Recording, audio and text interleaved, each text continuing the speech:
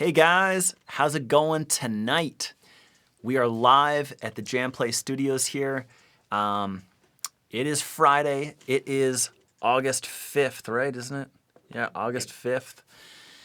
Thanks for joining me today, guys. Just let me know who has been around for session 1 and who came to session 2.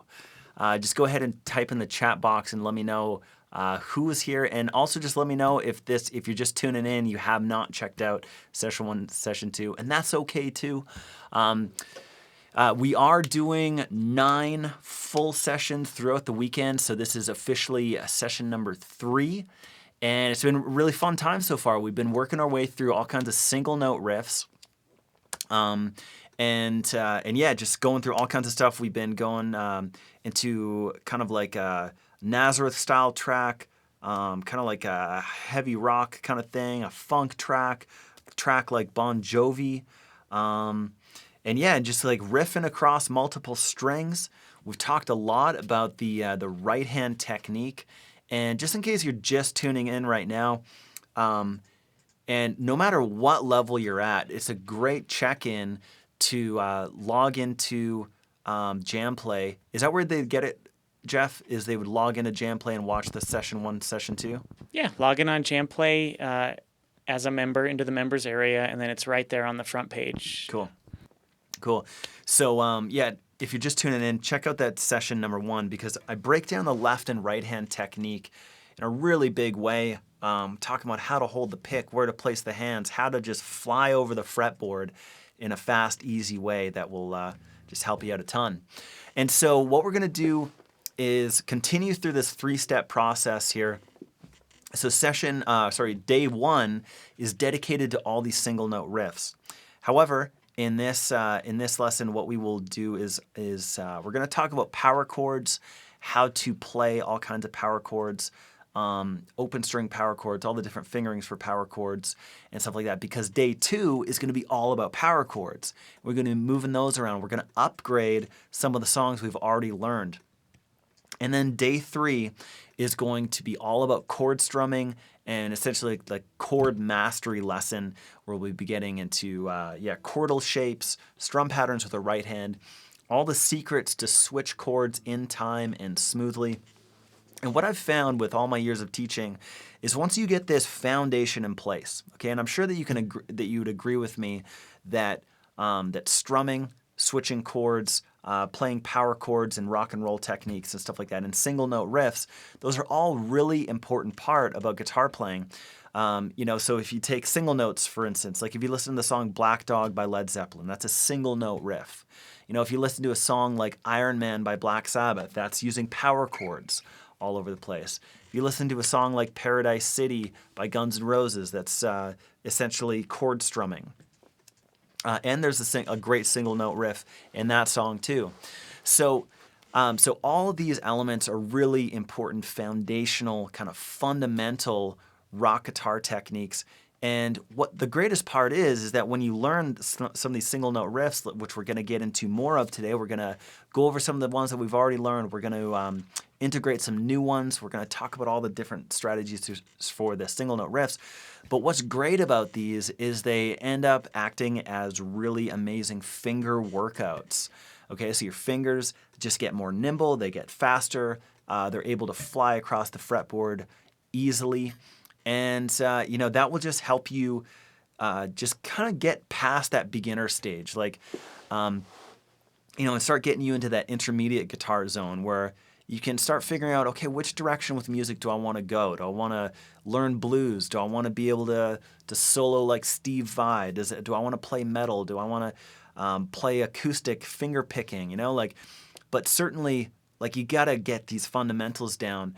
And it'll just strengthen your hands, help you understand rhythms and switching chords and just playing melodies and all this kind of stuff. All this really important music stuff, right? So that's what we're going to do over the whole weekend. And so this, like I said, this is session number 3, and we'll be back at it tomorrow at 12 o'clock Eastern. That will be our first session tomorrow. So let's get into it. So what we're going to do is let's just go ahead and pull up the tab for Funk Yeah. And So this is a great little warm-up track, and we've talked about these 1, 2, 3, 4 movements. So if we start going through the tab, you can start with your 5th fret on using your pinky finger, because as you can see, the next note is way up on the 2nd fret of the A string, and then you would just climb up from there. And then your next note is going to be 4th fret of the D string. Okay, so you can see we just have these 1, 2, 3, 4 movements. Okay, and then we get another 4, 5, 6, 7 using your 1, 2, 3, 4 fingers. And then we're back down to 2, 3, 4, and then we start over again. Okay, so it's always 1, 2, 3, 4, 1, 2, 3, 4, 1, 2, 3, 4, 1, 2, 3, 4. Okay, so I'm just gonna go ahead and put on the track. And Jeff, did anybody say, is there some brand new people here today too? Yeah, there's a few new people, so I'm sure they're going to appreciate this review. For you guys, if this is a little quick, he did teach it in session 2, so you can check that out. Yeah. But yeah, there's a lot of people coming back and a lot of new people, so it's a pretty even mix. Okay, cool. So what we're going to do right now is we're going to blast through, let's see, 6 songs right now. Yep, so 6 songs. We got a couple of new ones. And 4 of them we've gone through already. So we're going to start with Funk Yeah. So here we go. I'm just going to go ahead and pop this on full speed, and we're going to rock it. Here we go. 1, 2, 3, 4.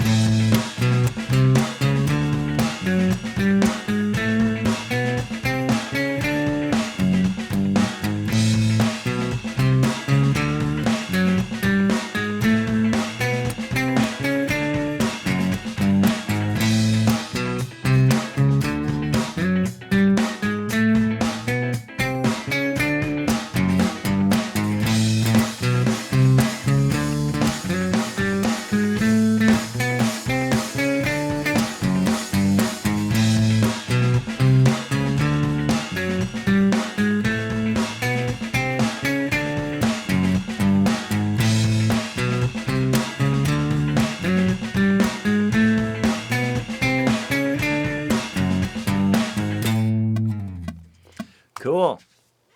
So that's the first official track. And just let me know, how are you guys making out with that one? Is that one just easy peasy? Is it kind of challenging, or is it just like you can play it and it's fun? Like, just let me know, what do you guys think about that one? And let's see. What we'll do next is we'll pull up, any responses coming in on that one? Let me take a look here. Not yet. I think people are probably still playing along. Okay, cool. So let's just go ahead and we'll grab the next track, TNT Hey. Okay, and now people are coming in and saying it's fun. It's a little easy, but fun. Okay. You want TNT Hey Beginner? Yeah. So let's go ahead and we'll just rock through this track. We've got a nice, simple single note riff here. So just have a look at the tab. And so you'll see we got 7, 7, 7, 6, 6, 5, 5, and then 2, 1, 0, 0. Okay, so what you can do is you can either use one finger at a time, because we will be expanding this into power chords, but you can also use alternate fingers and just, so we're just warming up right now, all right? So here we go. Let's hop into the track. Here we go.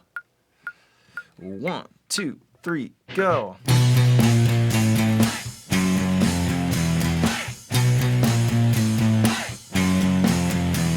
Okay, and actually just before we keep on going, guys, I just want to remind you about this one with the rock clap. So every time you hear the hey, that thing, what you want to do is get that right hand hitting those strings, especially on the bottom strings, these guys, and you really want to just get that click happening with the soft fist. And I'm just hitting the guitar on my knuckles here.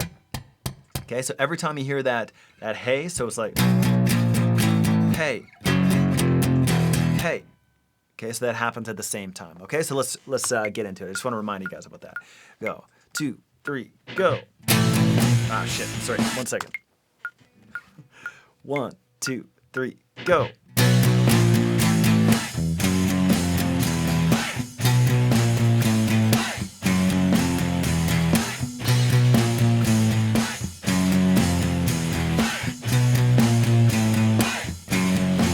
So we're gonna keep on going on this until you hear the drum fill.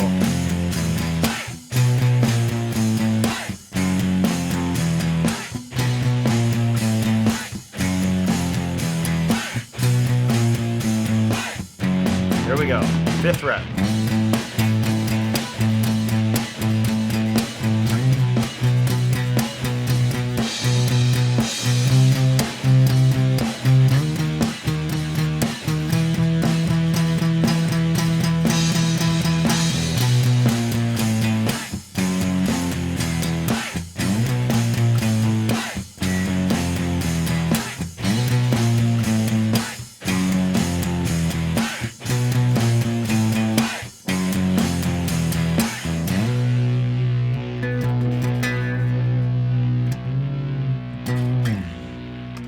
Cool.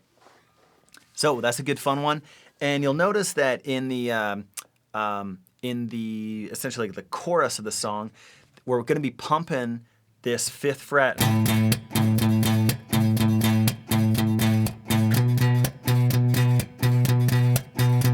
So the big thing there is just really getting that rock clap in there too. So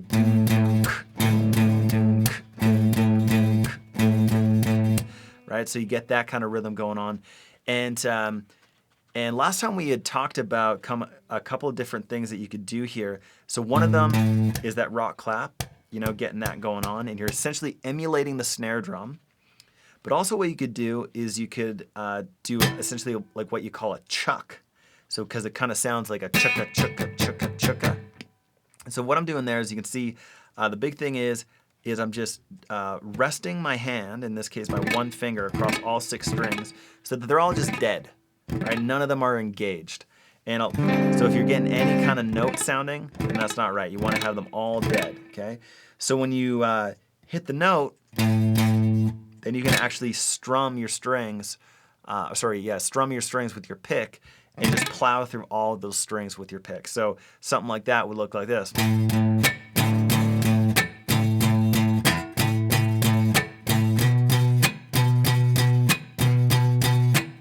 there's only 1 bar of 8, and it goes right up to 11.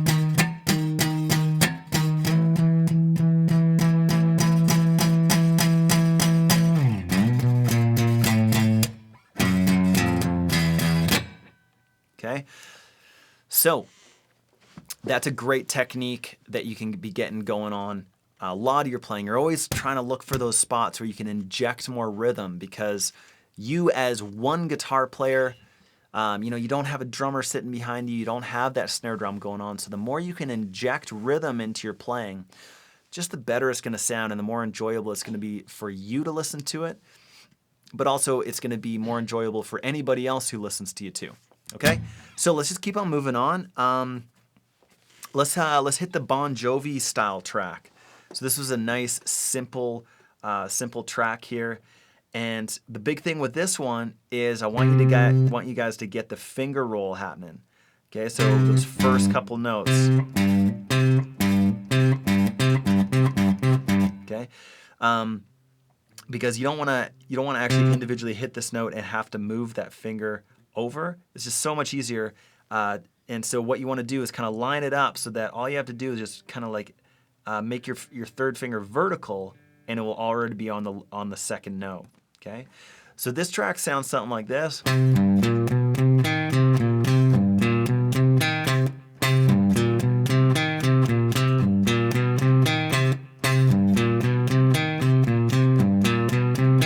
So what we'll do is we'll just go ahead and play that just a little bit slower together. So we'll go like down, down, down, down, down, down, down. Okay, 1, 2, ready, go.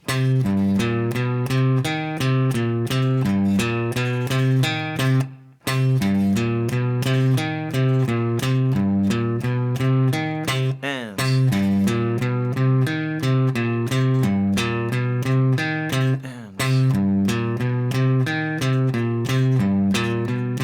time.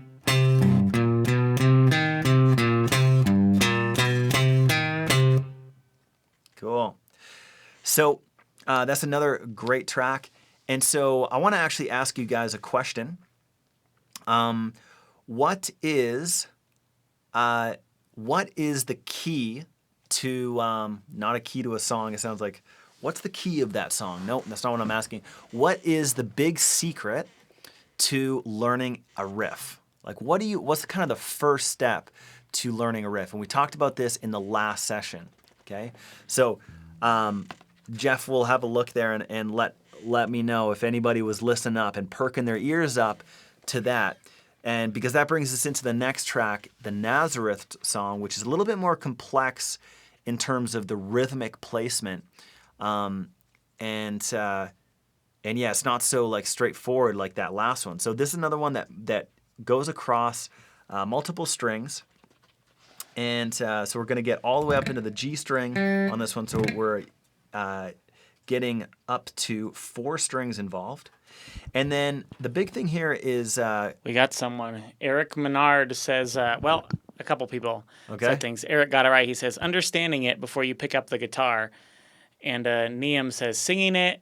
And JT Jones says, Velveeta. CS Marga says, play it slowly and then repeat a million times.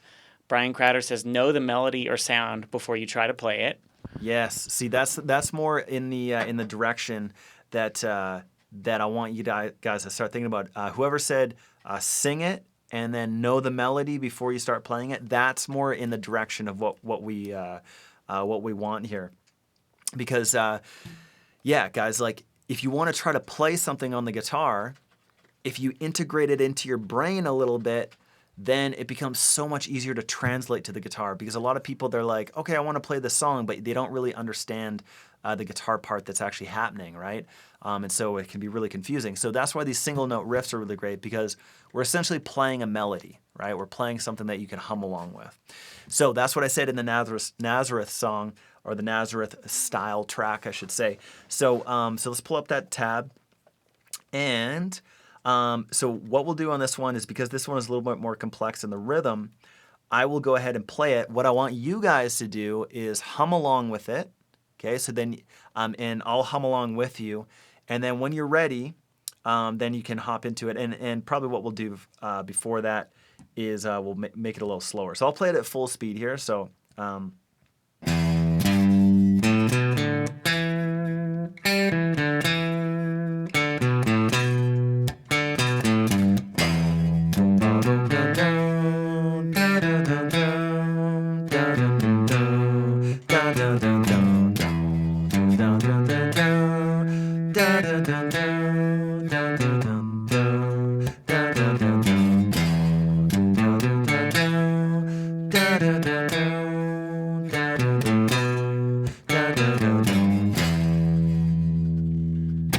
Okay, so let's just take that a little slower. Here we go. We'll go like boom, boom, boom, boom, boom, boom. Ready? 1, 2, 3, go.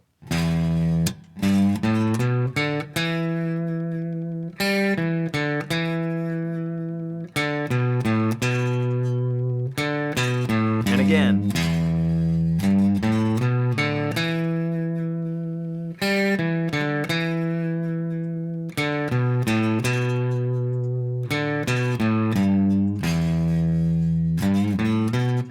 Oops.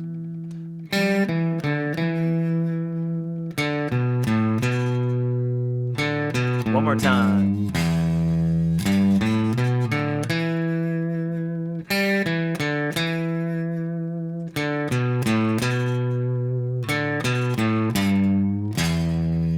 Cool. Okay, and super big bonus points to anybody that knows what scale that this riff was derived from. Super big bonus points. We will literally worship you as a deity if you get this right. Yes, exactly. So, have the responses started coming in yet? Not yet. Oh, well, Tracy says E minor, well, she says E minor, or he, and Eric says E minor pentatonic. Martin says E minor. Yes. A lot of people got it. Okay, cool. But the key words here are E minor pentatonic. Okay, so the pentatonic part of that is really important.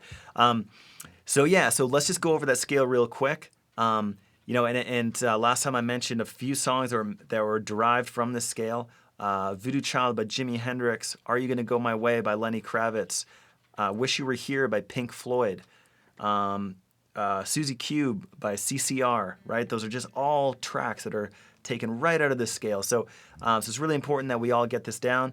So always start with an open string. And then you get your third fret played with your second finger. We're only going to use our P symbol fingers here, okay?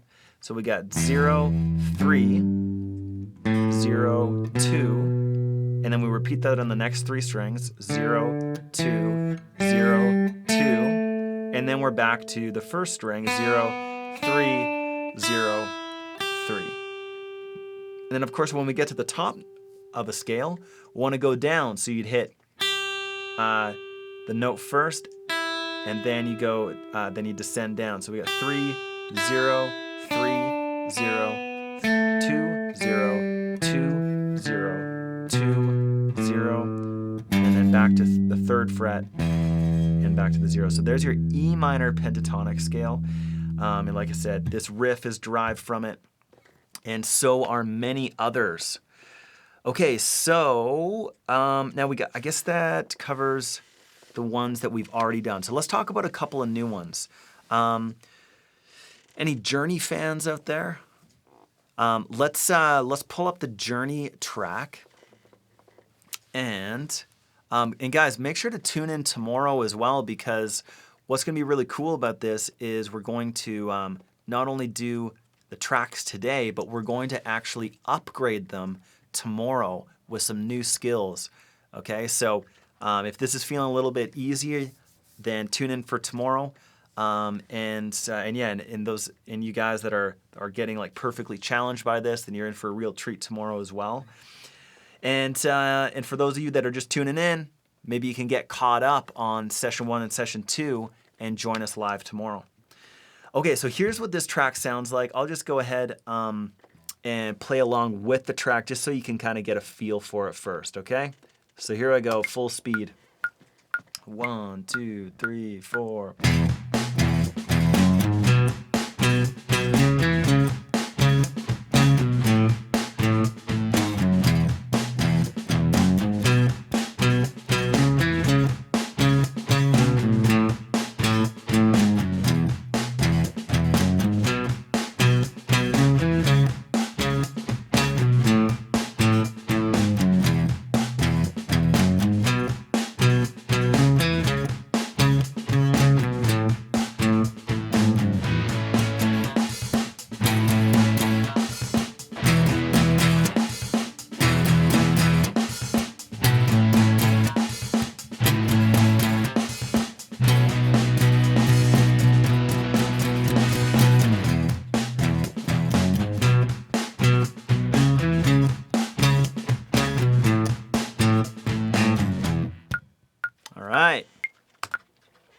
So you can kind of hear a little bit of a Journey vibe. There's also a famous song that was rolling through the radio airwaves for quite a while called Pumped Up Kicks. So it's kind of like a cool combination between those two.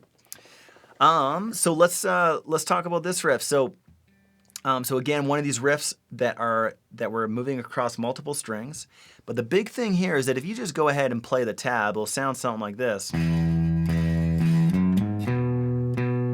But what we want to do is actually integrate this rhythmic stop that you'll find. It's kind of like the rock clap a little bit, but we're actually going to integrate our left hand too. So what I'm doing there is you can see I'm just pumping my left hand, and like it's the first 3 notes, as you can see, are just open strings. And so I'm just resting my hand and just touching those strings and muting them right away to create what you call a staccato note. So to play things staccato or like very short, if you think about that word staccato, it sounds kind of like staccato kind of thing. So everybody just try that. See if you can just like rhythmically kind of go boom, boom, boom, boom, boom, boom, boom, because that's really like the repeating rhythm throughout this track. So as we move on, we got boom, boom, boom, boom, boom, boom. So right there we got 2, 4, and 2. So and when I'm referring to the numbers, I'm generally going to be referring to the frets. But as you can see, I'm using my first and third finger there. And for movements like this, definitely your first and third finger kind of feel the most natural and will kind of line you up for success on a lot of riffs. There's a lot of riffs that just go third and first finger. Okay, so moving forward, we hit that 2, 2, 2 in the same rhythm. So now this is interesting because all I'm doing there is I'm just engaging and disengaging the riff. So, okay, so exact same kind of thing. And then we got another lick that gets us into the next note. So that's just 2, 4, 2. It's really the same, but on the next set of strings. And we go back down to 4. Okay, and exact same thing there. And now we're going to be pumping with our third finger on that 4th fret. And then down to 2. Okay, now we got an open A string that we're going to pump in that same way as the first 3 notes of the riff, right? So we're going to go, and I find that usually my my remaining kind of pinky third and second finger, if I just kind of get that hand pumping like that, I can stop those notes nice and easy. So we got, and then these 2 notes, 4 and 2 on the low E string, are going to set us back up to the riff again. So we got something like this.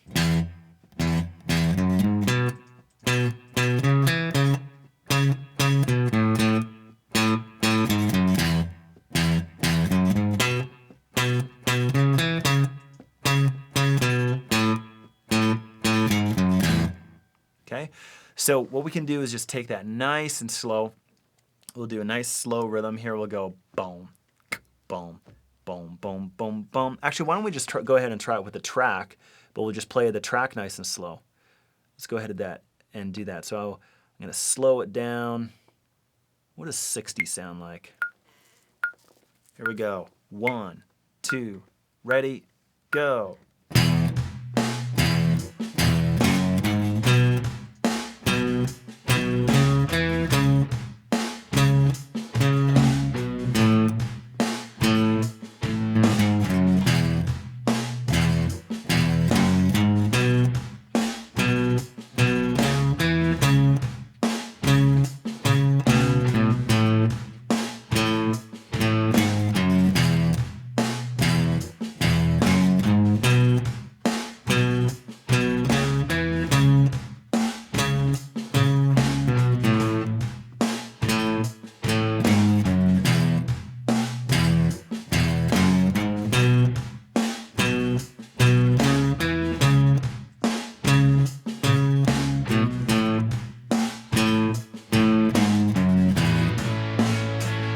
Okay, so there is a slight rhythmic variation there in the on the third bar.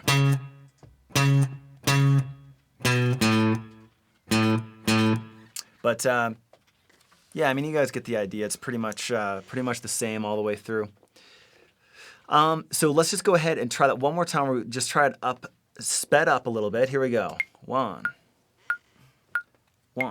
2, ready, go.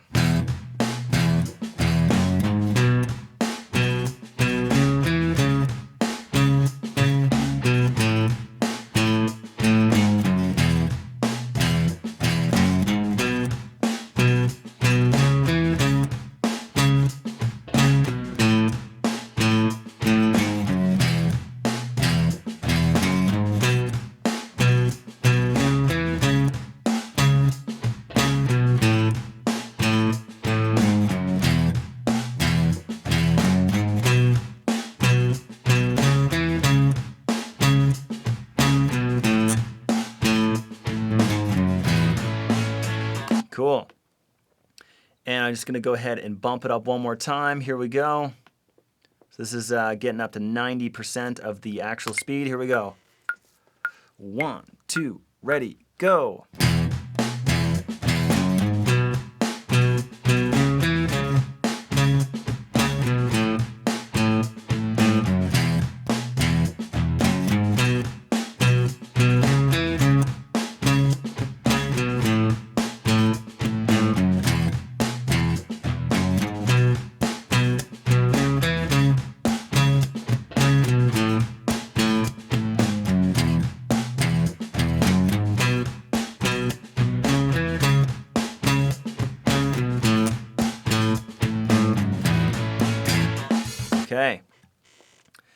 And let's do it one last time at 100%. And let me know, guys, like, are you guys able to keep up on the tempo, or is it getting fast? Let me know. Here we go. 1, 2, 3, go.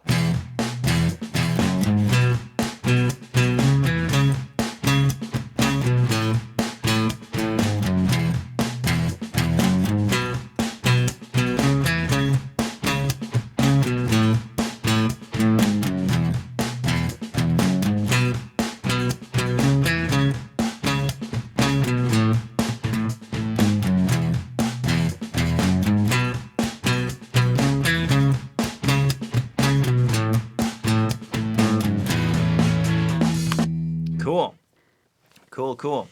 So this is really the official first time that we've integrated 2 notes in this next section. So you can see we got a 5, 5, 5, 5, 5, 5, 5, 5. And then, so here's the big thing about when you see tab written like, so I'm looking at the second line here where you see a 0 and a 7, okay?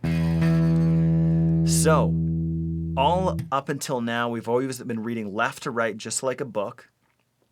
So, we look at that second line, 5, 5, 5, 5, stop, 5, 5, 5, 5. And now we see the 0 and 7, but we see the 0 right on top of the 7, or the 7 right on top of the 0. And what that means is that those notes are played at the same time.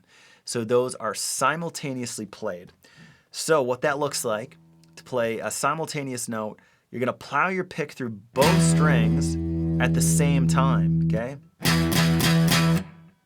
Okay, 1, 2, 3, 4, and you can see it's played 4 times. Okay, so, and then you repeat it, 1, 2, 3, 4, and then we're back to 1, 2, 3, 4, da, da, da, da. And then simply we move up to the 7, and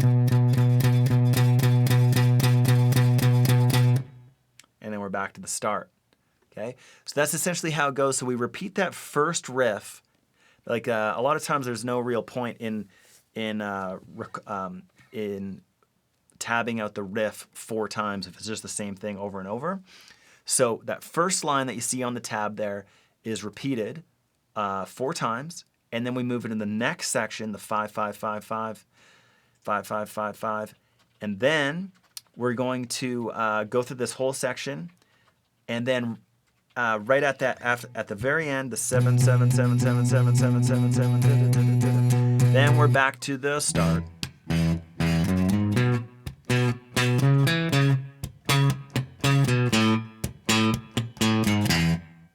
Okay, so let's just go ahead and put on the whole track and see if we can play along. And I will slow this down just a wee bit. Here we go. Ready? 1, 2, ready, go.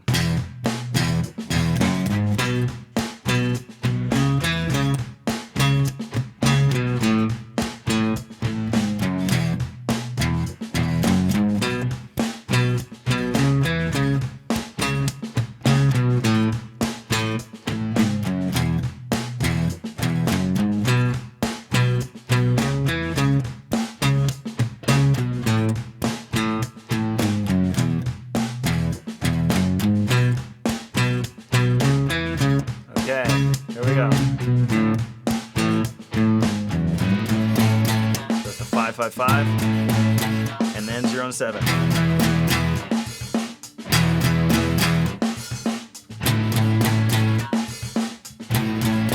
then up to 7.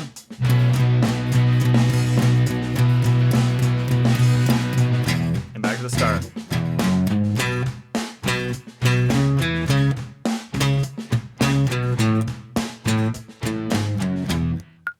Right. So, any feedback on that, Jeff? Is anybody? Yeah, we got a couple people that say, yeah, they can play fine at this place. Brian says, I'm a little slow when trying to get the muting correct, but it will come with practice. Mm-hmm. So, yeah, it's... Yeah, so that's what I've tried to do for you guys in these riffs is definitely just trying to integrate like a new technique every single time. And so... yeah, so in the last one, we kind of pulled from this E minor pentatonic scale, and we're trying to sing along and stuff. And we can actually do the same thing with this. Really, this is just an E major scale now. So instead of 0 and 3, you see we got 0, 2, 4, which is start of do, re, mi, fa, then fa, sol, la. Okay, so we got an open A string in there too. But yeah, it's essentially just out of an E major scale, which follows that pattern, right? So do, re, mi, fa, sol, la. And then T is for first fret of the D string, and then do, back to second fret of the D string, which is the same note as the starting note.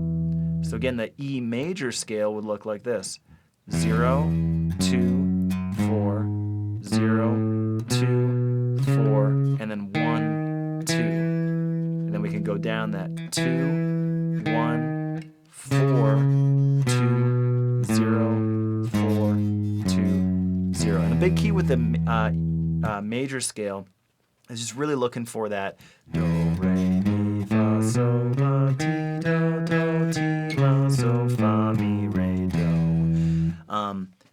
And yeah, I mean, it's one of those sounds that we all know. I mean, if you ever took any kind of singing class or watched The Sound of Music or whatever, I mean, we're all really familiar with that track.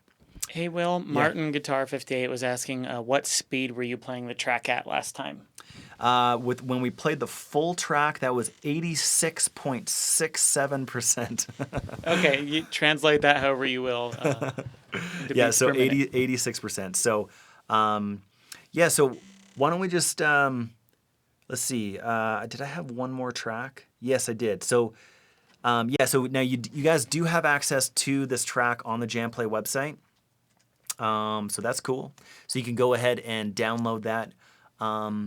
And yeah, I mean, there's going to be JamPlay members in here, but maybe some of you aren't maybe you guys aren't on JamPlay yet. But just so you guys know, just so it's crystal clear, there's a 7-day free trial that you can get.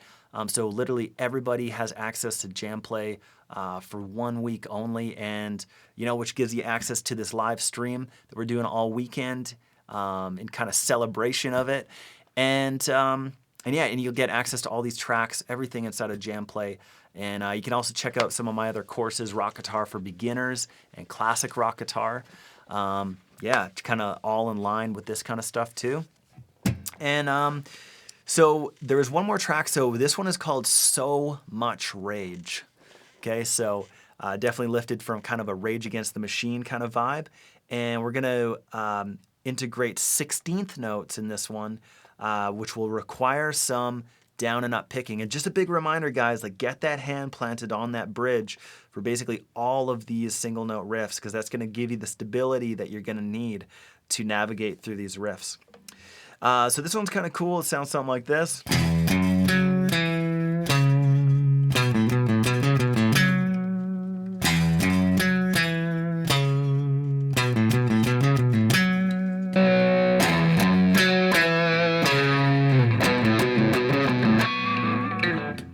Just had to add a little distortion on that, just cause. Okay, so this one's cool because we're gonna skip the A string on this one. So we got 0, 2, and then 4. And speaking about octaves, there's an octave right there. So this shape, whenever you see these two notes, whether they're played single notes like this or they're together, that's actually just the same note. So they're both, in this case, F sharp notes, but one sounds lower and one sounds higher. Okay, so we got 0, 2, 4, 2, 4, and again, that would be the first step of learning this riff. So let's just back up a step and get this riff in our head. So we got something like this.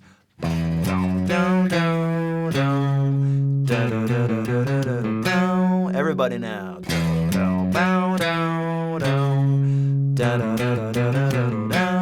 Again.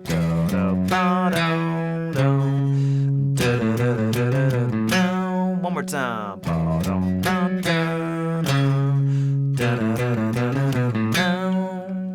So you guys can probably tell I'm not a singer, and it just doesn't matter. We're just trying to integrate the track into our heads, okay? So it just becomes a lot easier when we try to translate it to guitar, which we're gonna do right now. So we got those first few notes, so bow, bow, 4, 2, 4. Okay, so that's a nice little melody. And by the way, this is very reminiscent of like Led Zeppelin, Immigrant Song, or Out on the Tiles is another great one that uses the same key and a lot of these same movements. So check it out. Then we got the 16th note pattern. So this is where we have to get our alternate picking in. So right there, I'm just repeating that 2 0 2 0 2 0 2, and just everybody just try that for a second. See if you can get that in a nice consistent rhythm. Because then what we're gonna do is we're gonna add in our 4th fret and end back on that D string 4th fret. So that second half of the riff sounds like this. And let's just repeat that. Let's go nice and slow. And again, go. One more time. And again. Okay, so that's the second half of the riff. And then again, if we go back to the first part, we got a little something like this. Okay, let's try that again. 1, 2, 3, go. And ready, go. Ready, and. Okay, this time we're gonna go all the way through the whole thing nice and slow. 1, 2, ready, go, and rest, and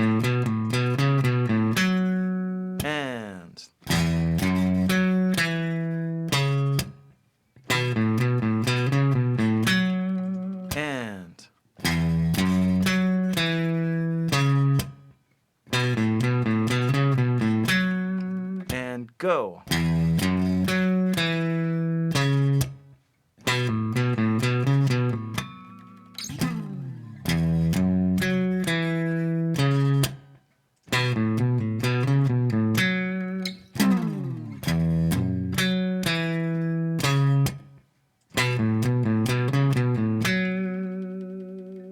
Okay, and then what you want to do with this one is just get that up to speed where you plan it like this.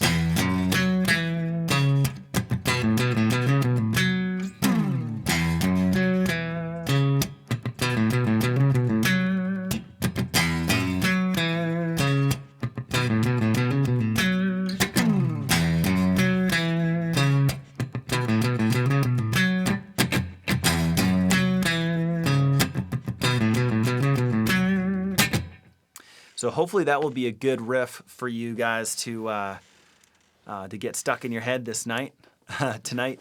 And so far we've got that Journey style riff, we got the Nazareth style riff, that tracks So Much Rage that we just went over, and the TNT Hey, Funk Yeah, and the track that's in the style of Bon Jovi. So all these tabs are available on JamPlay, and then also the Journey track and TNT Hey is all, we've got tracks for those. So you can download those tracks and work on them with the tabs. And yeah, hopefully you find them really helpful. So the next thing that I want to get into is power chords. Okay, so this is going to be kind of like the precursor for tomorrow and what I want you guys to practice and just get under your fingers. And if you already know power chords, then hopefully I'll just bring a little bit more kind of clarity to what they are and how to use them. Hey, Will, before we do that, can we just do 2 questions here that we've had for Absolutely. a little bit? Cool. Yes. So the first one is from Jeff ECM, and he says, for the muting, are you using a combination of finger muting and palm muting? Okay, so on that track, yeah. Yeah, that's a good point. Like certainly, I don't need to be using both, but a really great way to think about this is you want to kind of have a plan A and a plan B. Okay, so if plan A fails, then you got plan B, and that's how I think about a lot of the stuff that happens with the left and the right hand. Is you kind of it may seem a little bit redundant, but you actually end up doing the same thing for both hands. So yeah, so that's a good eye, man. That's exactly what's going on. And I don't, like I said, I don't need to be. I can be going and like get all the muting that I need out of that note.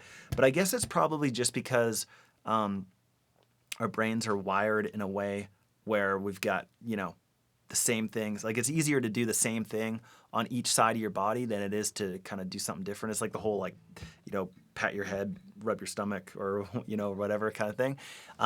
It's kind of tricky to do. So I think that's probably why I end up muting with both my left and my right hand. But yeah, think about it that way. It's kind of like a plan A and a plan B. It just like ensures that string is going to be muted just in case one hand is a little bit off. Okay, and this next one. Should probably turn the mic on. This next one is, it's not really a question, but he had made this comment in chat, and I thought you might want to give him advice. We had a couple people talk about this earlier. He says, I have a Strat, and I'm having trouble seating my hand on the bridge like you can on a Les Paul style bridge. You have any thoughts to help him out? Yes. I wish I had a Strat here. Do we have a Strat here, Jeff? No, we don't. The only other guitar we have here is the First Act right now. Oh, the acoustic. Yes, the broken acoustic. Yeah, and it's seen better days, that guitar. Okay, so with the Strat, I have a Strat. I've got a Mustang as well. Pretty similar style bridges. And even on a Tele, if you think about those Teles, they have like this kind of like this rectangular kind of box shape to them. And you can still do this, this right hand placement. So where the saddles lie, okay? So your saddles, in my case, I have these Graph-Tech saddles right here, and that's where the string is connecting to the bridge, right? So that's their saddle. Every guitar's got them, acoustic guitars, every guitar. And so I know that the Gibson style bridge looks a lot different than a Strat. However, it still is the exact same thing. So I'm just trying to envision my Strat. So yeah, it's the same thing. You just find the saddle, and I'm pretty sure that maybe on the Strat you might have to go like right on top of the saddle. And of course you want to be careful that you're not palm muting. You might want to back up a little bit. But yeah, so every guitar's got this bridge system, and that is where you want to get your right hand planted. And so yeah, it doesn't matter if you're on acoustic, a Fender guitar, or a Gibson style guitar, but I do realize they do look very different. So what I'm showing you here may not look exactly the same as what's on your Fender style guitar, but yeah, you just got to find that right spot to rest your right hand on the bridge, and magic will happen. All right, is that it for now? That's it for now. Alrighty, guys. So we are going to be opening up for questions here right away. I am going to go into power chords for a minute and get you well versed on those. I'm going to show you 4 different types of power chords to play, and actually really 6 different types. Okay, so we're going to talk about open string power chords and the whole bit. So yeah, but definitely if you have any questions about anything guitar, like I'd actually be curious to know what your biggest challenge is with guitar right now. And when it comes to guitar, what do you find is like the biggest struggle? Okay, and maybe if you didn't have any specific questions about what we're going over right here today, definitely if you have any questions at all, I'm happy to help you out in whatever way I can. So let's talk about power chords. Power chords are an essential bit of guitar playing, any kind of rock kind of stuff that you play. And it makes me think about this acoustic singer-songwriter that I used to know that would play power chords like crazy, okay? And they sound really great on acoustic guitar too. And you can actually integrate open strings with them.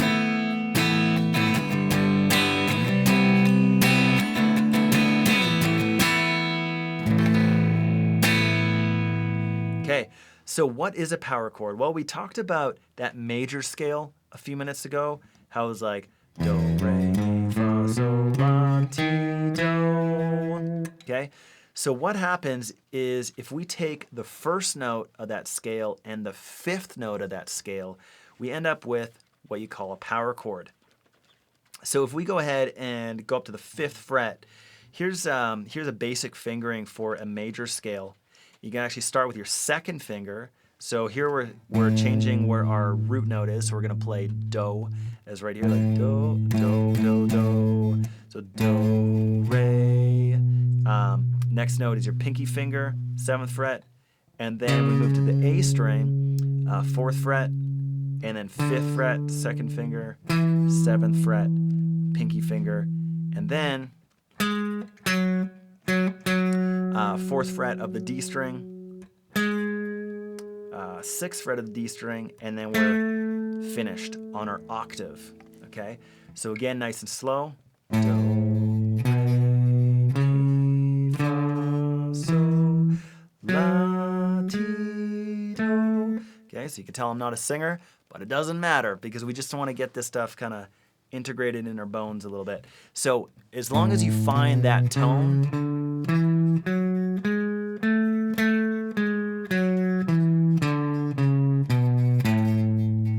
we all kind of like intuitively know what that's supposed to sound like. And again, do, re, mi, fa, sol, la, ti, do, do, ti, la, sol, fa, mi, re, do. That will help you find the right fingerings. But yeah, so there it is. Okay. Now, like I said, a power chord is the first note of the scale. So it's that scale. And if we find the 5th note, so 1, 2, 3, 4, 5. Okay, so our first note of the scale and our 5th note of the scale. So normally how you see it played is with your 1st finger and your 3rd finger. Okay, so that's all good and gravy. But also you can play it with your 1st finger and your pinky finger. Okay, and I find that like you see when I play it, it doesn't even really look like a power chord anymore. Because you can see my other 2 fingers just kind of fit perfectly in between those 2 notes. And I like this shape when I have to move power chords around quickly. So if I'm going like...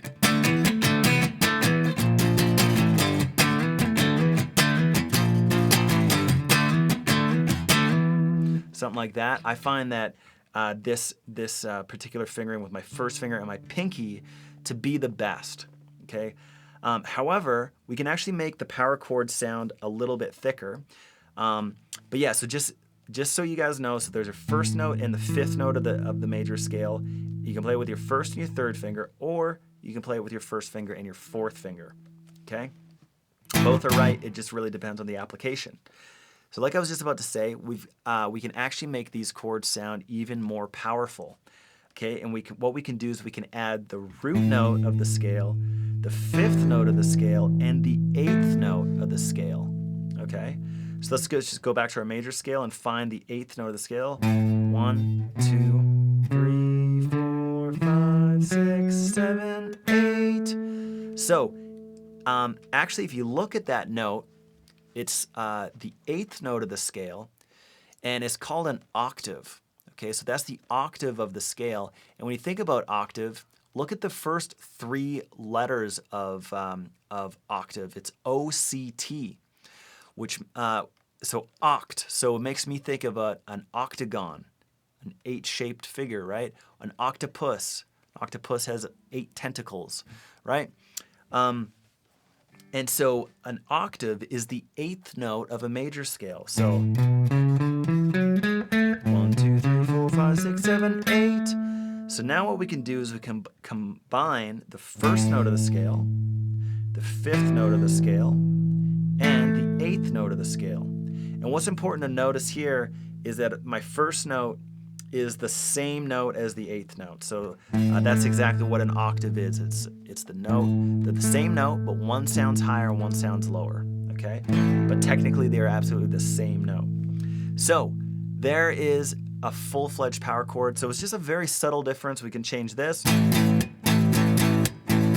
into, again, the first one without my pinky finger, and then added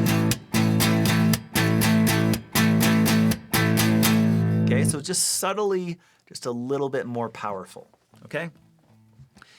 Now, the other fingering that you can do for this one is like this.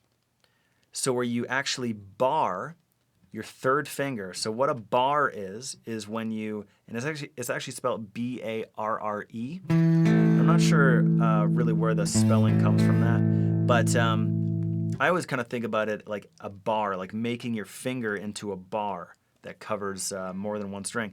So guys, just go ahead and try that. So 7th fret, you're going to cover 2 strings at the same time. So your A string and your D string, okay? And then see if you can reach up your finger and combine that with your first note. Okay, so you can see that that's exactly the same as playing the chord like this.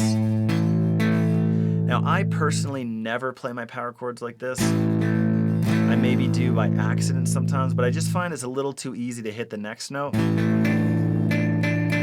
Okay, and so I definitely opt for this shape right here. Okay, so right away we actually have 4 different shapes of the power chords. So do you guys have them memorized? Let's double check. So we've got our first finger. This is the first one I showed you, just your first finger and your third finger. And we talked about our first finger and our pinky finger. And then we also talked about, if we go back to our first finger and our third finger, adding on your pinky finger in behind the third finger to make that subtly more powerful power chord. And then we also talked about barring, which is maybe a new concept for some of you guys, which you bar 2 notes at the same time with your third finger. Okay? So 4 ways to play the exact same chord. Okay? So it may seem a little bit redundant or maybe unnecessary to know so many shapes of the same chord, but honestly, it just depends on the application. Like I was saying at the beginning, I prefer a lot of times my first finger and my pinky finger, so I can slide those things around really fast. And I just find that this shape right here with my 4th finger allows me to do that. But you know, a lot of tracks just use very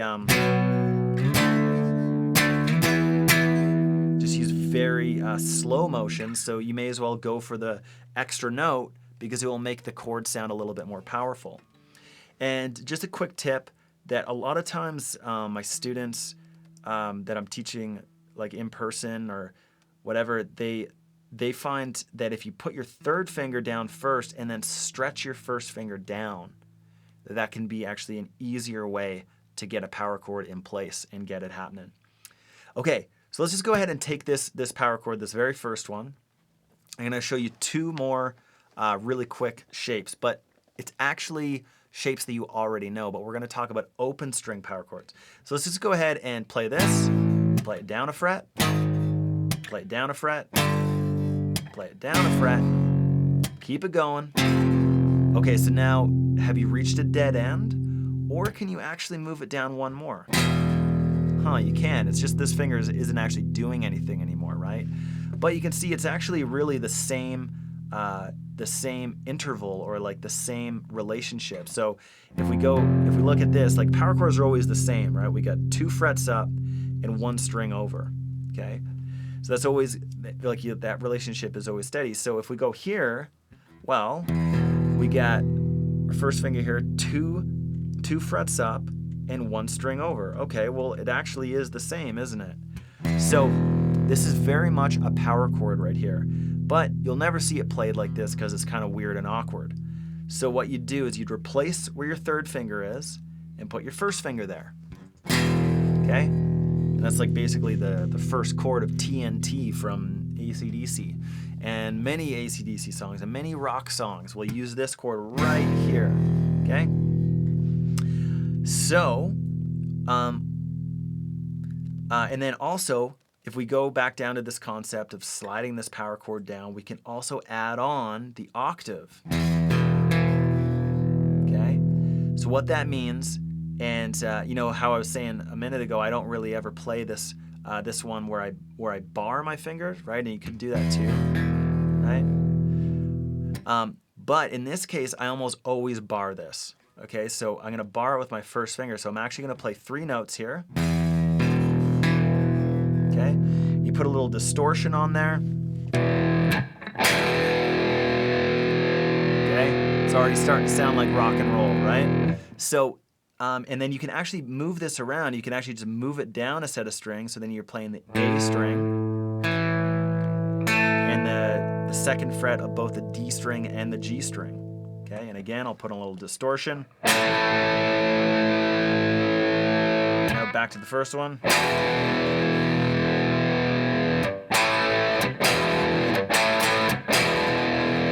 So I just want to show you a quick kind of Thin Lizzy style riff. It's super easy to remember.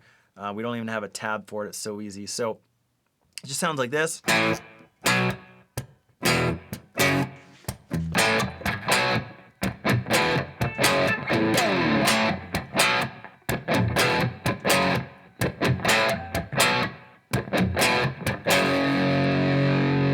Okay, so let's have a look at that. So we've got our open A string, and so we've got our. So I'm going to call this my A power chord, okay? Because we've got the open A string in the bass, okay? And then we're going to do a power chord on the second fret of the A string, okay? So most important thing here is to be able to navigate easily through this language, right? So this is a new language. We're gonna, if I say play a power chord on the second fret of the A string, it's gonna look like this, okay? And then we'll go, so that's the first part. So we got, and I'm doing that thing where I release my fingers, okay? It's just the difference between this and that, this and that. So that mutes them. And coming back to that question that somebody had a few minutes ago, I'm going to mute that right hand. Okay, mute with the right hand and the left hand. Okay, so I'm doing some muting with both. Then we're going to do a second fret power chord. Okay, so that first part looks like this.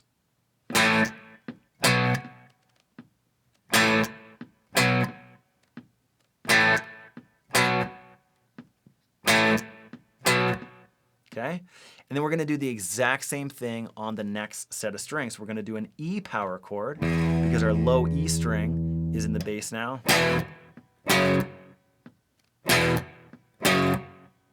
Okay, and it's just as simple as that. So I just want to get your fingers moving across these new power chords. So we've got open string power chords, our A power chord, and our E power chord, and then we've got these power chords where we can move everywhere else. Okay, and what's important to know is that, like say if you were to say to a piano player, if you said, this is going to be a B power chord or an A power chord, they just honestly probably won't know what you're talking about, because a power chord thing is totally a guitar player thing. Okay, so so what that means is, like if you were trying to communicate with another musician, you might actually say an A5 chord. Okay, so what that means is if we go back to our major scale, we went 1, 2, 3, 4, 5, right? And combined our first note with our fifth note. So that would actually make more sense in musician terms. So a power chord is actually just, power chord is just totally a guitar player thing. Okay, so just so you know. Okay, but yeah, the technical term for it is whatever the root note is. In this case, we're talking about an A power chord up here. So it's really an A5 chord. And then same thing with here. This E power chord is really an E5 chord. All right? So that's the rundown. What I'd like you to do to get ready for the next session is to just work on this. And you can add some chucks in there to kind of spice it up if you want. And yeah, with that left hand muting.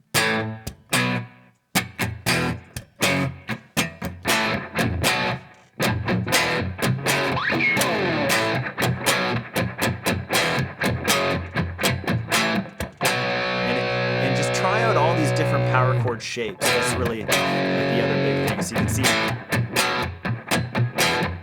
I'm going to opt for that the first finger and the pinky finger, but certainly you can play your full-fledged power chords too.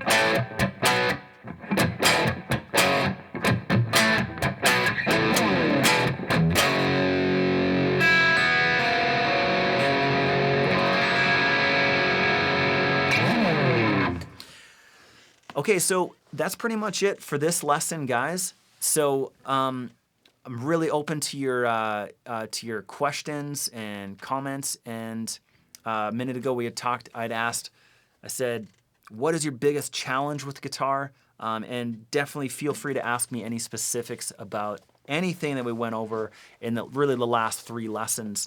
And just a big reminder about tomorrow.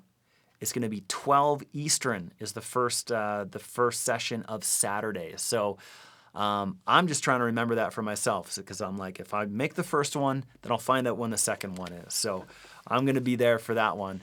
And we'll be rocking it all weekend long, man. So this is going to be fun. But yeah, are there any questions popping up, Jeff? All right, so there's a couple questions here, and then we'll get into the biggest problems that people are having. Sure. Let's see here. We have a question from JT Jones. He says, when you're muting with your fret hand, how do you keep from hitting harmonics by accident? When muting? Oh, okay. Well, okay. I know what you're saying. So I think that what you're saying is when you mute, it sounds something like this. Okay, I think that that's what that guy's talking about. Okay, so let's just talk about how you get those sounds. Okay, so you can see I'm not actually fretting, right? Okay, so I'm playing these harmonics all over the neck. And so they always happen really close to the frets, okay? So, and they only happen in certain parts of the guitar. Okay, so you can see I'm hitting the 4th fret. That's kind of an odd one. Really, the best place to do these are at the 12th fret. You can kind of hear that in the like that Metallica song. Anyways, so that's the easiest way to play them. So you can see I'm right on top of the 12th fret. Like it's almost like I'm almost kind of getting into the 13th fret. So I'm literally on top of the actual fret. And that's a big thing that people get confused is like the fret is this actual metal piece. It's not this whole area, right? It's this actual metal piece. It's actually a physical part of the guitar. So I'm right on top of the 12th fret. And then the next place to play the harmonics would actually be on the 7th fret. That's the next easiest spot. It does get a little harder here. But then there are other hot zones like the 4th fret. Okay. And yeah, of course you can play them an octave higher. Up on the 19th fret. Anyways, so yeah, so there's a bunch of different places to play those harmonics. And so what you might want to try doing is just play a little bit lower on the fret.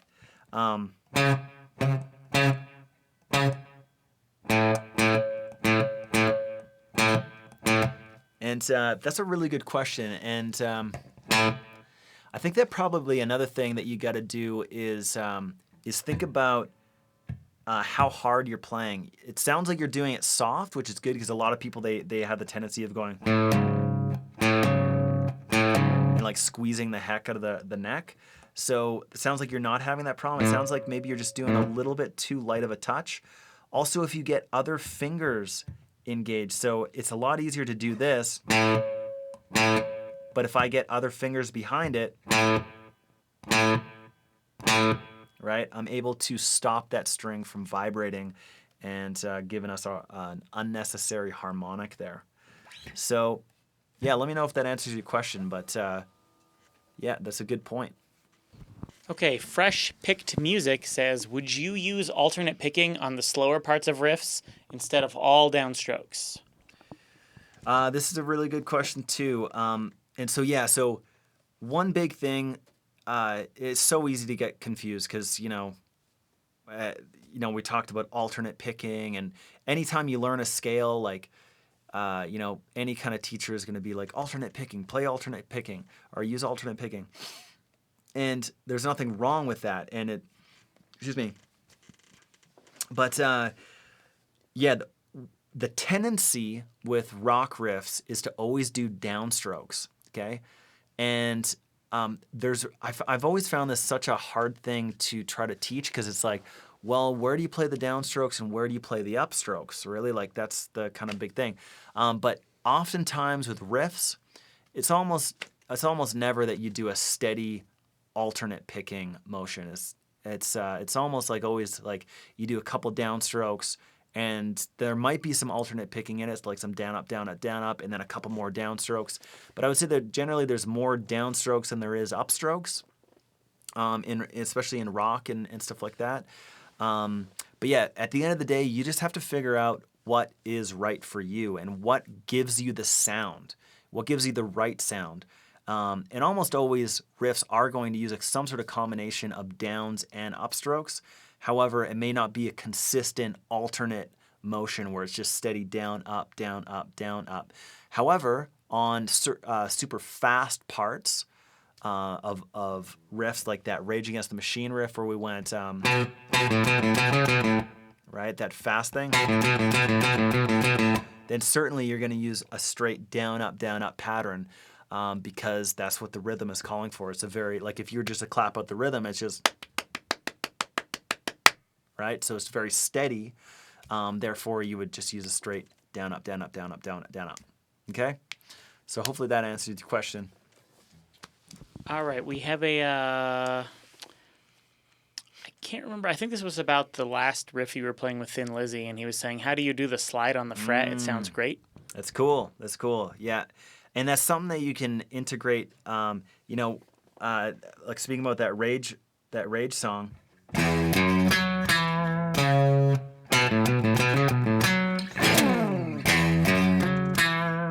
And yeah, that's something you hear in rock guitar playing all the time.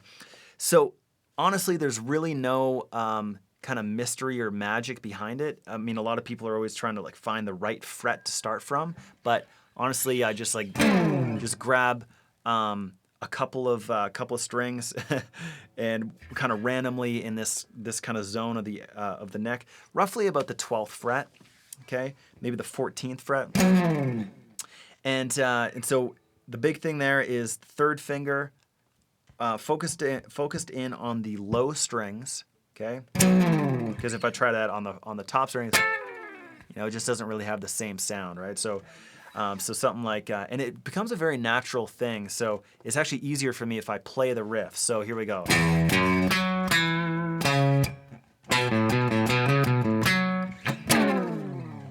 Okay, so I'm literally just grabbing, like kind of focusing on the E string, but I could hear the A string getting in there too. And I'm just sliding that third finger down, kind of starting, I'm even going higher, 15th fret.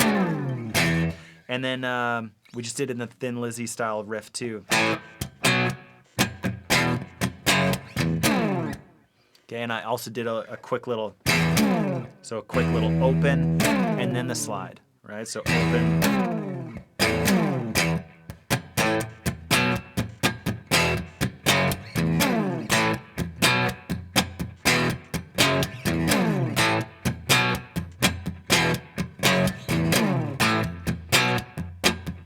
And yeah, of course, add some distortion on it. Anyways, yeah, that's just a very classic thing that I learned from Rage Against the Machine. They were constantly doing that and before they start their riffs. And it's just a really great way to kind of enter a heavy part. So yeah, man, really great question. Yeah, and I'm glad you brought that up because when I was playing it, and I was like, oh, I wonder if anybody would be interested in learning how to do this too. So it's cool you brought it up. So Eric Menard says that finding practice time is his biggest struggle. Mm-hmm. Sure, we can all sympathize with that. Yep, that's true. Well, tell me this. His name's Eric, right? Yep. Tell me this, Eric. Do you have, or maybe a better question would be, do you not have 5 minutes in your day? Okay, and we all know that that's true that you have 5 minutes in your day. Everybody has these 5, 10, 15-minute pockets in your day. Whether you're on Facebook or you're just chilling, or you do something else. And honestly, it just comes down to priorities. If you can't if you can't dedicate 5 minutes in your day, then that just means that guitar is just so low on the priority list that just everything comes ahead of it. Whether that's playing games or going online or whatever, or making an elaborate meal or whatever it is that you do. It's just really easy.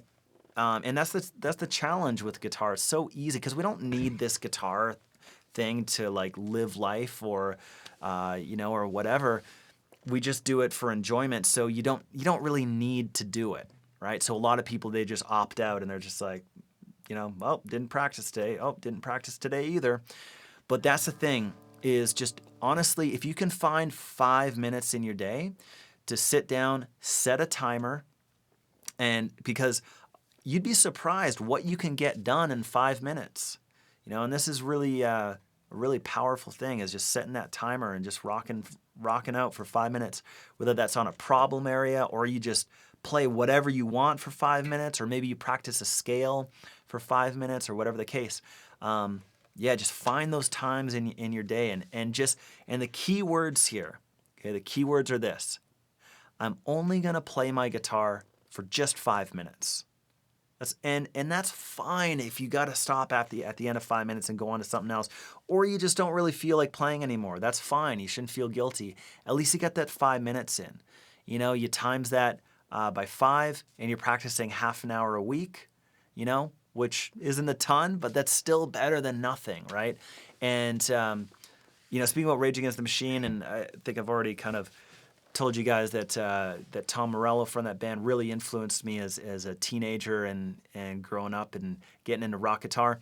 And I remember actually reading something that he said that playing 10 minutes a day is better than a 2 or 3 hour jam once a week.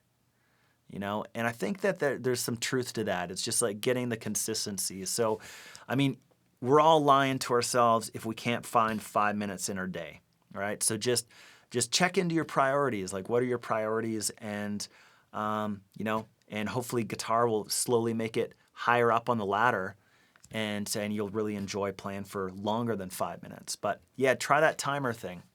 It's you'll be surprised how much you can get done in 5 minutes. Rock on. Great advice. Okay, so Ian rocks kinda. He says his biggest problem is clean placement of his fingers and smooth chord transitions. Those are his biggest issues. Okay. Sorry, that was Ian? Yeah. Ian, you got to join me on Sunday, okay? And stick around for tomorrow too, because we're going to, we're stepping up each day here, and each lesson we're integrating some new ideas. And but by Sunday, we're going to be getting into my big secrets when it comes to chord changing. So you don't want to miss any lessons on Sunday, because I'll just show you exactly how to do smooth chord transitions. And then also, to get those fingers moving, it comes down to those single note riffs and scales. Okay, so all these single note riffs that we played today are essentially like scales, right? So they're exercising your fingers. I always say it's like taking your fingers to the gym. We're like lifting weights and stuff like that, because we're just strengthening each individual finger when we're playing single note riffs. And then now we're going to be talking about power chords and getting into those, and those will solidify some chordal shapes for you. And then only then will you be fully ready for chords and transitioning between them. So I really hope to see you around, Ian. And anybody else who wants to get chord changes and stuff like that and get their fingers faster, then just follow me along on these next couple days. I think that'll be really powerful for your playing. Bubby Bear says, I have trouble counting complex rhythms. Okay. Troubles counting complex rhythms. And I guess my big thing with, I always kind of have a problem with counting rhythms. Like, why can't we just kind of figure out how they go? And that kind of comes back to singing the riff, being able to tap it out. I wouldn't necessarily be worried too much about counting complex rhythms. You want to kind of, I would say you want to feel them more so than you want to kind of like overcomplicate them and see if you can break them down in numbers and stuff like that. And because, I mean, at the end of the day, we want to transition this into actual, we want to transition this into playing actual music. So, yeah, we just kind of focus on feeling the rhythms, being able to tap them out, or strum them out instead of trying to like figure them out like mathematically almost. So, yeah, that's a really big thing that a lot of people miss out on is just feeling the music. Okay, nobody's going to connect with, some sort of like rhythmic subdivision. But if you play that rhythmic subdivision with a lot of heart and soul, that's what you'll connect with. That's what your audience will connect with. And and that's ultimately what makes music. So that's kind of my feedback for that one. Nice. T-Munge01, he says his biggest problem is the rhythm hand and getting in muted chunks right, that is. Okay. Yeah, and I think you probably mean some stuff like that. I will admit that is a tricky thing to teach. And it comes back to what I was just saying about like being able to feel the rhythms. And the key to feeling rhythms is to play very rhythmic music. Okay? And I keep on talking about Rage Against the Machine, but I'm just so grateful that I discovered them in my early years of playing guitar because it's essentially like funk music and hip hop music and stuff where it's all about the groove. It's all about kind of like, bobbing your head. And if you ever see any live Rage Against the Machine footage, there's like literally 60,000 people jumping up and down all at the same pace. It's just absolutely incredible. And it's all done through a guitar player, a bass player, and a drummer, and of course a vocalist. But they're really creating the rhythms, and almost always the bass player and the guitar player are playing the exact same thing. So that is really the key to unlocking rhythms and getting into more of that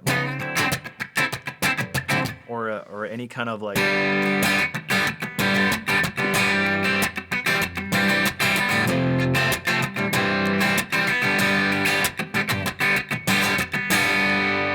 All that kind of stuff. It's really key to listen to rhythmic music. So my suggestion for you would be to go listen to more James Brown. Go on Spotify and put on James Brown radio and just listen to more rhythmic music. Listen to how the guitar fits in that music. The Red Hot Chili Peppers are another great band that do a lot of rhythmic stuff with the guitar playing. And yeah, more rhythmic music. That's what we all need to do if you want to get better at rhythm. It's really as simple as that. Rock on.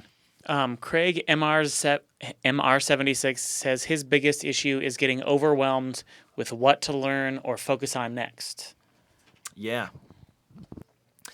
Yeah, I mean, find something that really inspires you. Find something that is just like, man, if I could just play that lick or that riff or that solo, that would be awesome. We all have those songs, and sometimes, we get inspired by something, and of course, maybe you can think of a song right now. But unfortunately, sometimes those songs can be really complex or they're way beyond your level. But surprisingly, there'll be little bits and pieces of those songs that you can learn. I think about a song like Sweet Child of Mine by Guns N' Roses, which, has a very complex solo in it, but there's actually some lead bits in there that are really quite attainable even from a beginner. So that's always the key, is to find something that will just naturally motivate you.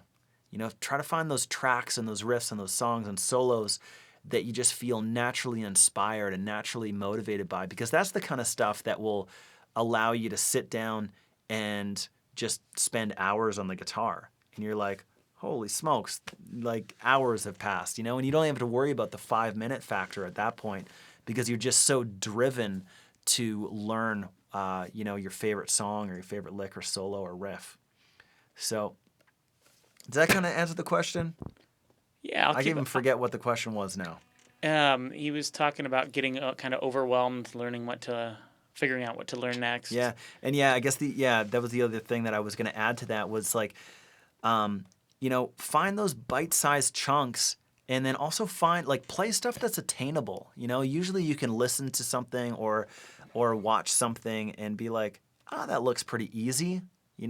But sometimes people think that guitar playing is really easy. They're like, man, that guy makes it look so easy, and then they try and they're like, oh man, this is terrible. This is like the hardest thing ever, right? And but yeah, like just try to get the wheels turning. Especially on some of this beginner content. I mean, like the stuff in Jam Play. I can only really speak for my courses that I've done, but a lot of people have had a lot of success with the program Rock Guitar for Beginners. Just getting in there. That's the design for a total beginner, and it's just like stepping them up, all the way into that. And this is almost like a fast track kind of condensed version of that. So you can definitely consider getting access to that course, which will probably be really powerful for you too. But yeah, it is all about trying to find the next step without it being overwhelming. So try to find that combination of songs that are really inspiring, that will naturally motivate you, and also stuff that's realistic and attainable. So that would be my my advice on that. Yeah. MGA847 says, do you spray anything on your fretboard? I do not. I just spray amazing hot licks and riffs. I don't know. No, I don't really spray anything. No, I mean, I think that there's stuff that you can get that would like maybe slick out the strings a little bit, or maybe you're talking about some sort of cleaner. I think that definitely some sort of cleaner is really important when you take your strings off, to clean all that stuff off. Because a surprising amount of like nasty kind of finger gunk, dead skin cells and oil and dirt from your fingers, it can build up and surprisingly be pretty gross. So that's what you make me think of when you say spray. So yeah, I would actually recommend a cleaning spray, which you'd find at your local guitar dealer. Yeah, more so than any kind of like string slickening kind of stuff. I don't use any of that stuff, no. And I don't think any real pro guitar player does. So. Someone says lemon oil is a good idea. So for the wood. EX1 says, do you recommend long practice sessions to the point your fingers are really sore on a daily basis? Why not? Hell yeah. No pain, no gain, man. I mean, it just depends on how hungry you are. And I mean, if you can log in those practice times where you're actually getting some good stuff done, and you're feeling like at the end of it, like wow, that was a hard practice session, then hell yeah, like go for it, do that. I highly recommend it, 100%. It just goes back to if you caught the first session, we're talking about just not playing through pain though. If your wrist tendons are like hurting and you just keep on playing that same scale or that same lick, like dude, you got to take a break because you actually do run the risk of, getting tendonitis or something. And I've had peers that has happened to, and it's and I've experienced a little bit of it myself too. But luckily I've been able to power through it. But yes, I would recommend those practice sessions where your fingers are essentially bleeding by the end. That's where the magic happens. And that's where you're going to notice the big differences. But then on the other side, I was just talking about practicing for 5 minutes a day too. So it's trying to find that stuff that inspires you. But if you're inspired to sit down and play until your fingers bleed, then I recommend it, man. That's awesome. That means that you found something that you just really connected with. And I can't say that I've ever had my fingers bleed or anything like that, but I've certainly logged in a lot of times where I'm actually looking at my fingers right now, and after a week of teaching lessons and ripping all these solos all week, like my fingers are looking pretty raw. There's skin chipping off of them and stuff. So yeah, there's nothing wrong with that. So it's all building callus and building your finger speed. So. All right, this one's a little different. Sitar Man says, my biggest struggle is tuning to tracks that are not exactly tuned to A440. Is there a simple way to figure out how to tune to songs like Beatles' Free as a Bird, for example? Okay, he doesn't mean blackbird, does he? I don't know Um, Free as a Bird. I have never heard of that song, but I'm not a big Beatles guy myself. I've listened to a lot of Beatles, so maybe I know it, but I'm kind of terrible with song names sometimes.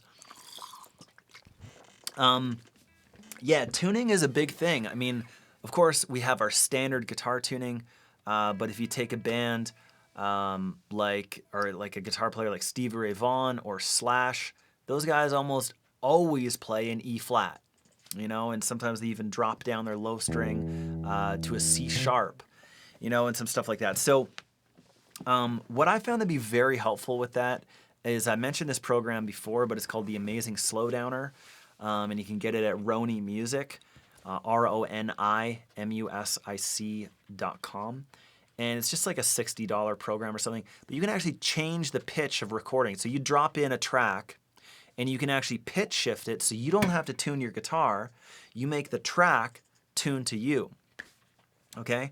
And then you can also fine-tune things because, like, I was just learning, the track Jumpin' Jack Flash by the Rolling Stones. And like there's no question that their guitars are out of tune in that they're like somewhere in between like standard and I think like half a step above. And so and that's cool and it's a great song and all that kind of stuff, but it sure makes it difficult to learn that, So yeah, so what I'm able to do is drop that track in, I'm able to pitch shift it and to fine tune it until I find like so you can usually find like roughly the key, and so that the key is like basically based in B. So I would just keep on playing a B note and just keep on adjusting it until it's like that's pretty close, it's pretty close, and then I start learning the song. So that's been really helpful for me, but yeah, also just like tuning in your ear to open tunings. That's what you're making me think of is open tunings. So. Yeah, just finding out what the open tunings are and being able to switch into those quickly, is another great skill. So, but yeah, I've definitely found the program to be really helpful in that case. And also, I was going to mention for a lot of these songs, you can actually YouTube versions. So like you can actually search "Sweet Child of Mine" standard tuning, and you'll easily find multiple versions of the track in standard tuning. So then you don't have to tune your guitar down. So a lot of this stuff you might be able to find on YouTube as well. All right, so we have a couple more questions. Guys, I think we're going to start probably calling it a night after a couple minutes because we do have to get up and do this again in the morning. Feel the Burn says, is it better to raise the neck? This is in regards to holding the guitar. Is it better to raise the neck a little or keep it almost parallel to the ground? And how far away from your body should the neck stick out? That's a good question, man. I really do believe that it depends on what kind of guitar is sitting in your lap. So feel the burn. If Feel the Burn is still in the house, let me know what kind of guitar you have. So Jeff and I were just talking about this when we were setting up because we've got to get all these camera angles right. And I find the Les Paul style guitar a little bit awkward. Like you can see, it just kind of wants to kind of like drop off my leg here. And like I personally find an SG much more comfortable to sit down with. And so as a result, I find it a little bit easier for the neck to kind of stick out naturally. But yeah, I mean, I honestly wouldn't be too worried about it. Like I would just, like you can see when I play, I've roughly got the neck, somewhat at a kind of like straight angle. Maybe it's going up a little bit. Sometimes it kind of goes down a little bit too, and I find it comfortable to play like that.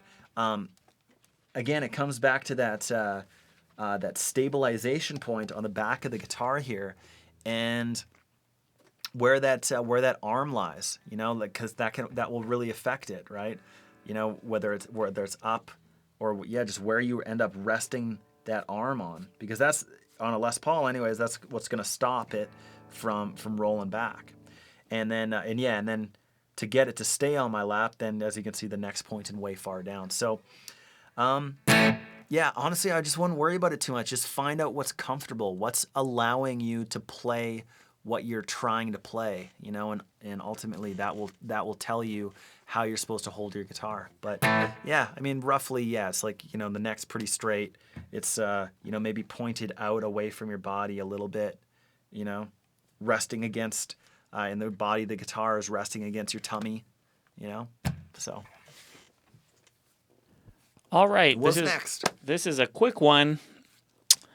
And I know the answer to this, but I figure I'll ask anyway, is we're going to discuss and demonstrate using alternate picking, hybrid picking, string skipping, and other types of picking that are used in neoclassical solos, as well as Satriani and Petrucci style.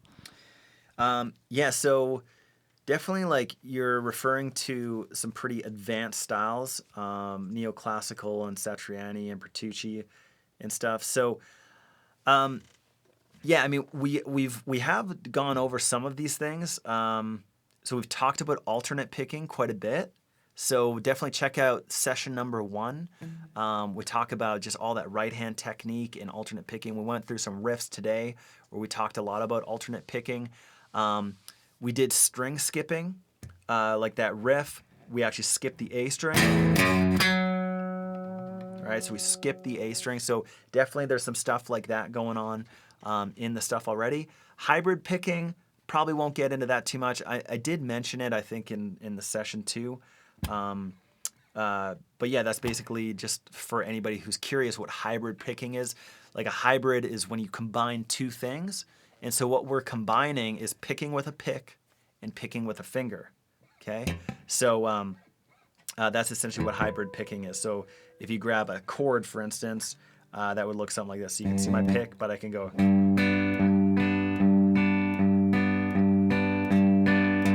And it's so incredibly awkward when you first try to do hybrid picking. But surprisingly, it becomes natural as you move forward.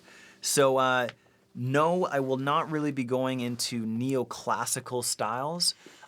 This course over the next couple days, in 9 sessions totals, is really going to be based around that fundamental, power chords, single note riffs, some scales, some muting techniques, chords, changing chords. And what I've found with my many years of teaching is like that's really the fundamental bits of playing guitar that will actually support you in learning, say, if it's neoclassical styles. Like if you get this foundation down, it will absolutely help with really anything that you want to learn. So, and yeah, I mean, it's just such a fundamental, important part of guitar playing.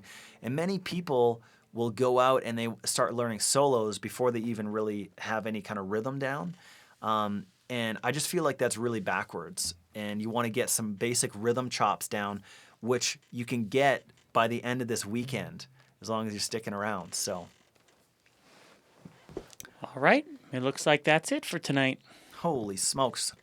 Awesome input, guys. I'm really glad that we were able to cover some of your biggest challenges. So anybody who doesn't have access to the 7-day pass for Jam Play, make sure you get it. You'll have access to goodness knows how many hours of content that's available in Jam Play. So you guys will have access to all of that good stuff. And I have courses in there, and you'll have access to the sessions that we've done so far. And so stick around. So tomorrow we will be linking up at 12 o'clock Eastern. That's 9 p.m. or 9 a.m. Pacific, 10 a.m. Mountain Time, and 11 a.m. Central. So just show up for that one. And then there's going to be 2 other classes and sessions. They'll be similar to this, but different content. I'll be escalating the content every single time. So I really look forward to catching you then. Again, my name is Will Ripley. It's been a pleasure serving you today. And keep on ripping it up.